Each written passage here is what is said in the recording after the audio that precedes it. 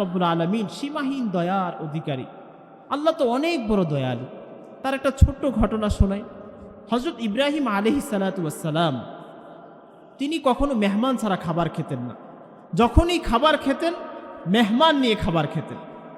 একবার কোনোভাবেই মেহমান পাচ্ছিলেন না, খাবার নিয়ে অপেক্ষা করছেন, কোথায় কোনো মেহমান আসছে না। দীর্ঘ অপেক্ষা, কোনো মেহমান আসছে না। অনেকক্ষণ পর তিনি দেখতে পেলেন যে পাশ দিয়ে একজন মানুষ হেঁটে যাচ্ছে। তাকে দেখে ইব্রাহিম আলাইহিস সালাতু ওয়াস সালাম ডেকে আনলেন, বললেন যে আপনি আমার সাথে মেহমান হন, আজকের খাবারটা আপনি আমার সাথে খান। বৃদ্ধ লোক আসার পর তিনি খাবার শুরু করবেন, এমন সময় ইব্রাহিম আলাইহিস সালাতু ওয়াস সালাম বললেন যে আপনি খাবার খান আল্লাহর নামে, বিসমিল্লাহ বলে আপনি খাবার শুরু করেন। ওই যে বেচারা এসেছে উনি বৃদ্ধ মানুষ ছিলেন, ওনার 70 বছর বয়স, বৃদ্ধ মানুষ। উনি বলছেন আমার এই পূর্ণ জীবনে আমি তো কখনো আল্লাহকে স্বীকার করিনি, আমি তো আল্লাহকে বিশ্বাস করিনি, আমি তো মুশরিক, আমি কিভাবে আল্লাহর নাম নিয়ে খাবার খাবো? সুতরাং আমি আল্লাহর নাম নিয়ে কোনোভাবেই খাবার খাবো না।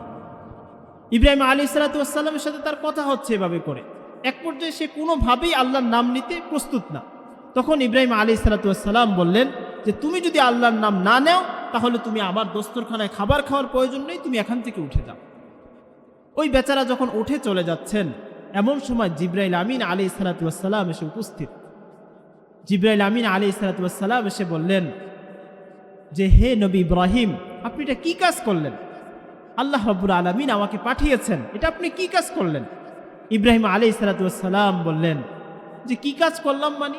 সে তো কোনোভাবেই আল্লাহর নাম নিচ্ছে না, যে আল্লাহ রিজিক দিয়েছেন, যে আল্লাহর দেওয়া রিজিক সে খাবে, কিন্তু সে আল্লাহর নাম নিচ্ছে না। তো কিভাবে করে আমি তাকে দস্তরখানায় খাবার খাওয়াই?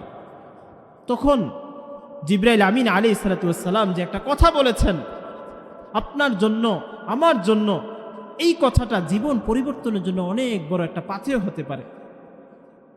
তখন জিবরাইল আমিন আলাইহিস সালাতু ওয়াস সালাম বললেন, যেই মানুষটাকে আপনি একবার আল্লাহর নাম না নেওয়ার কারণে আজকে দস্তরখানা থেকে উঠিয়ে দিয়েছেন, আপনার রব আল্লাহ রাব্বুল আলামিন আজকে 70 বছর তাকে খাবার খাইয়ে যাচ্ছে, কোনোদিন দস্তরখানা থেকে উঠিয়ে দেয় নাই।